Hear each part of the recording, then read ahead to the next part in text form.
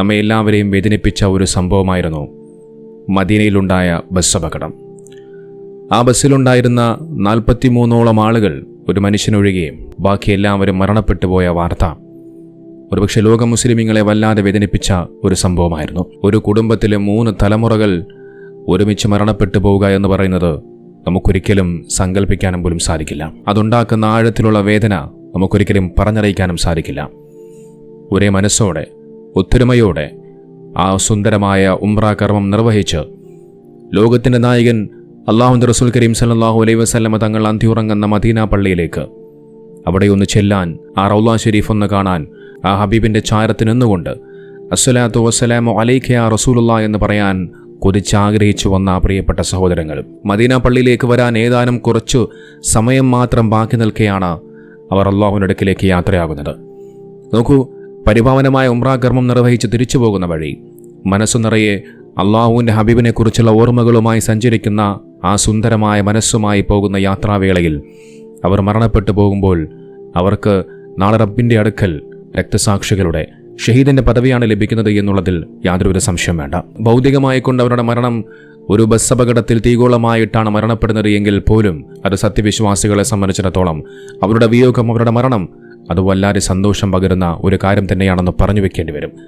നിങ്ങൾ നോക്കൂ, ലോകത്തിലുള്ള കോടാനുകോടി വിശ്വാസികൾ അവരെല്ലാവരും ആ മനുഷ്യർക്ക് വേണ്ടി പ്രാർത്ഥിക്കുകയാണ്. മറ്റാർക്ക് കിട്ടും ഈ വലിയ മഹാസൗഭാഗ്യം? മാത്രമല്ല, അവർക്ക് അന്തിയുറങ്ങാൻ അവസാനമായി ആരുടെ മണ്ണ് ലഭിച്ചത് പുണ്യമാക്കപ്പെട്ട മദീന നഗരിയിലാണ്. അല്ലാഹുവിൻ്റെ റസൂൽ കരീം സല്ലല്ലാഹു അലൈഹി വസല്ലമ തങ്ങൾ അന്തിയുറങ്ങുന്ന ആ സുന്ദരമായ മദീന പള്ളിയുടെ തൊട്ടരികിലാണ്.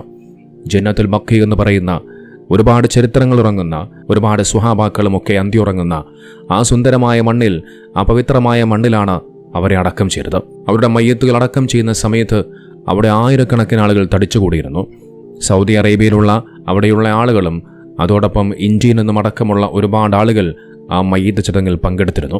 മുഹമ്മദ് അസ്റുദ്ദീൻ എന്ന് പറയുന്ന മുൻ ക്രിക്കറ്റ് താരവും അതോടൊപ്പം തെലങ്കാനയിലെ മന്ത്രി കൂടിയായ മുഹമ്മദ് അസ്റുദ്ദീൻ, അതോടൊപ്പം അവിടെയുള്ള MLA മാർ, അതോടൊപ്പം മരണപ്പെട്ടു പോയവരുടെ ബന്ധുക്കൾ എല്ലാവരും ആ ഒരു കബറടക്ക ചടങ്ങിൽ പങ്കെടുത്തിരുന്നു. ആയിരക്കണക്കിന് വരുന്ന ജനങ്ങൾ ഒരുമിച്ച് ഒറ്റക്കെട്ടായി ആ മയ്യത്തുകൾ ചുമന്നുകൊണ്ടുപോകുന്ന കാഴ്ച, ആ മയ്യത്തുകളെ ആ ഖബറിലേക്ക് ഇറക്കി വെക്കുന്ന കാഴ്ച, അവർക്ക് വേണ്ടി ഖബറൊരുക്കുന്ന കാഴ്ച, ആ ഖബറിലേക്ക് അവർ ഇറക്കി വെച്ചുകൊണ്ട് കണ്ണീരോടുകൂടി പൊട്ടിക്കരഞ്ഞ് വിതുമ്പിക്കൊണ്ട് കരയുന്ന, ദുആ ചെയ്യുന്ന കാഴ്ച എല്ലാവരെയും വേദനിപ്പിക്കുന്ന കാഴ്ചകളാണ്. നോക്കൂ, തെലങ്കാനയിൽ ജനിച്ചു വളർന്നവർ, അതിൽ കൊച്ചുകുട്ടികളുണ്ട്, സ്ത്രീകളുണ്ട്, പ്രായമുള്ള മനുഷ്യന്മാരെല്ലാവരുമുണ്ട്.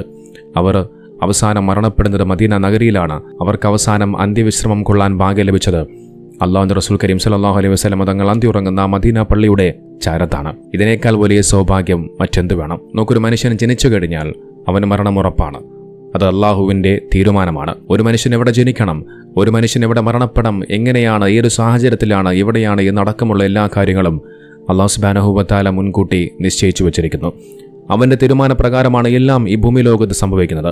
അവൻ്റെ തീരുമാനങ്ങൾക്കപ്പുറമല്ലാതെ ഈ ലോകത്തൊന്നും സംഭവിക്കുകയുമില്ല.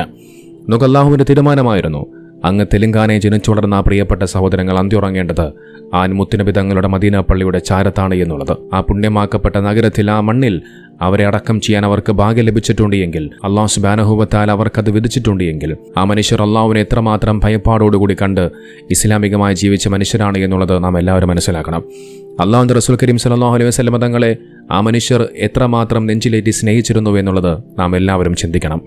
അത്തരം മനുഷ്യർക്ക് അല്ലാഹു കൊടുക്കുന്ന വലിയ മഹാഭാഗ്യമാണത്. അല്ലാഹുവിനെ ഭയപ്പെട്ടുകൊണ്ട് ജീവിക്കുന്ന, അല്ലാഹുവിൽ വിശ്വാസം അർപ്പിച്ച് ജീവിക്കുന്ന ഏതൊരു മനുഷ്യർക്കും അല്ലാഹു കൊടുക്കുന്ന വലിയ മഹാഭാഗ്യം. ആ സുന്ദരമായ മണ്ണിൽ, ആ പരിപാവനമായ മണ്ണിൽ അല്ലാഹുവിൻ്റെ റസൂൽ കരീം സല്ലല്ലാഹു അലൈഹി വസല്ലമ തങ്ങൾ അന്തിയുറങ്ങുന്ന ആ മദീന പള്ളിയുടെ ചാരത്ത് അന്തിയുറങ്ങാൻ അല്ലാഹു നമുക്കെല്ലാവർക്കും തൗഫീഖ് നൽകട്ടെ. നമുക്ക് വളരെയധികം പരിപാവനമായ, പവിത്രതയുള്ള ഒരു ഖബർസ്ഥാനാണ് ജന്നത്തുൽ ബഖീ എന്ന് പറയുന്നത്. അതിൻ്റെ പ്രാധാന്യം എത്രത്തോളം ഉണ്ട് എന്നുള്ളത് ഹദീസുകളിലൂടെ നമുക്ക് വ്യക്തമായി മനസ്സിലാക്കാൻ സാധിക്കും. ലോക മുസ്ലിമീങ്ങളുടെ ഹൃദയത്തിൽ സവിശേഷ സ്ഥാനമുള്ള ഒരിടമാണ് മദീനയിലെ പരിശുദ്ധമായ മണ്ണായ ജന്നത്തുൽ ബഖീ എന്ന് പറയുന്നത്.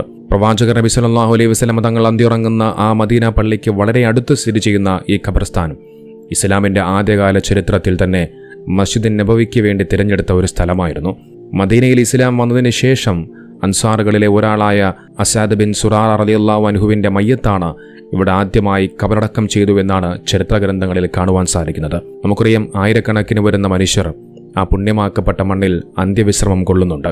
ഏകദേശം 10,000 വരുന്ന സ്വഹാബികൾ ഇവിടെ അന്ത്യവിശ്രമം കൊള്ളുന്നുവെന്നാണ് ചരിത്രങ്ങളിൽ കാണുവാൻ കഴിയുന്നത്. ഇസ്ലാമിക ചരിത്രത്തിലെ ആദ്യ രക്തസാക്ഷികൾ ഉൾപ്പെടെ നിരവധി മഹത്തുക്കളെ ഇവിടെ കാണുവാൻ സാധിക്കും. നമുക്കറിയാം, ഉമ്മഹാത്തുൽ മുഅ്മിനീൻ, അതായത് നബി സല്ലല്ലാഹു അലൈഹി വസല്ലമ തങ്ങളുടെ പ്രിയപ്പെട്ട പത്നിമാരായ ആയിഷ റളിയല്ലാഹു അൻഹ, ഹഫ്സ റളിയല്ലാഹു അൻഹ, സൈനബ് റളിയല്ലാഹു അൻഹ തുടങ്ങിയ പലരുടെയും ഖബറുകൾ ഈ ജന്നത്തുൽ ബഖീയിലാണ് കാണാൻ സാധിക്കുന്നത്.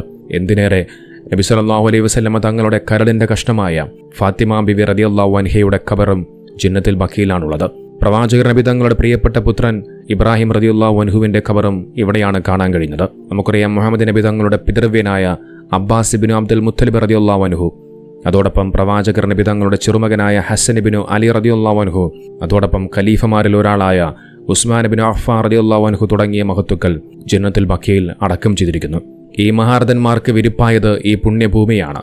ഈ ഖബർസ്ഥാൻ, ഈ പരിപാവനമായ മണ്ണ് ഓരോ മുസ്ലിമിനും വലിയൊരു ആത്മീയമായ ബന്ധം നൽകുകയാണ്. പ്രവാചകർ നബി സല്ലല്ലാഹു അലൈഹി വസല്ലം തങ്ങൾ വളരെയധികം സ്നേഹിച്ചിരുന്നു ജന്നത്തുൽ ബഖീനെ.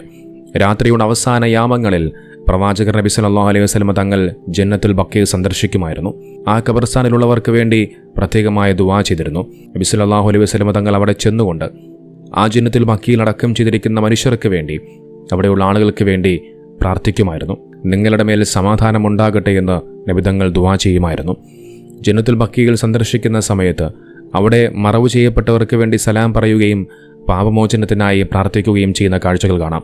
ജന്നത്തുൽ ബഖീയിൽ അടക്കം ചെയ്തിരിക്കുന്ന പ്രിയപ്പെട്ടവർക്ക് വേണ്ടി നിങ്ങൾ പ്രാർത്ഥിക്കണമെന്നുകൂടി നബി തങ്ങൾ പഠിപ്പിച്ചു വെക്കുമ്പോൾ, ആ മണ്ണിലടക്കം ചെയ്തിരിക്കുന്ന ആ മനുഷ്യർക്ക്, അതോടൊപ്പം ആ മണ്ണിന് പരിശുദ്ധമാക്കപ്പെട്ട ദീനുൽ ഇസ്ലാമിൽ എത്രത്തോളം പ്രാധാന്യമുണ്ട് എന്നുള്ളത് നമുക്കെല്ലാവർക്കും വ്യക്തമായി മനസ്സിലാക്കാൻ സാധിക്കും. നമുക്ക് വിശുദ്ധ ഖുർആൻ നമ്മോട് കൃത്യമായി പറയുന്നുണ്ട്, ഓരോ മനുഷ്യൻ്റെയും ശരീരം മരണം ആസ്വദിക്കുക തന്നെ ചെയ്യും, മരണം രുചിക്കുക തന്നെ ചെയ്യും. അത് ഏതു സമയത്ത് എപ്പോഴാണ് എന്നുള്ളതെല്ലാം റബ്ബിൻ്റെ തീരുമാനമാണ്. മരണം എന്നുള്ളത് യാഥാർത്ഥ്യമാകുമ്പോൾ, മരണം എന്നുള്ളത് സത്യമായി മാറുമ്പോൾ, ആ മരണത്തിൻ്റെ അവസാന നിമിഷം ഈമാനോടുകൂടിയുള്ളതായിരിക്കണം.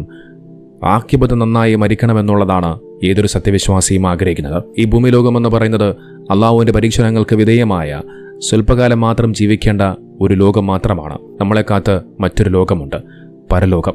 സത്യവിശ്വാസി സംബന്ധിച്ചിടത്തോളം അവൻ്റെ ഏറ്റവും വലിയ ലക്ഷ്യമെന്ന് പറയുന്നത് ആ പരലോക ജീവിതമാണ്. നമ്മളൊരു മുസ്ലിമായി ജനിച്ചത് കൊണ്ടായില്ല, എന്തെങ്കിലും ഒക്കെ കാട്ടിക്കൂട്ടിയത് കൊണ്ടായില്ല. മരണപ്പെടുന്ന സമയത്ത് നമ്മളുടെ മരണമെന്ന് പറയുന്നത് നല്ല ഈമാനോടുകൂടി, ആഖിബത്തോടുകൂടി നല്ലൊരു മരണമായ മരണം. അതാണ് ഏതൊരു സത്യവിശ്വാസിയും ആഗ്രഹിക്കുന്നത്.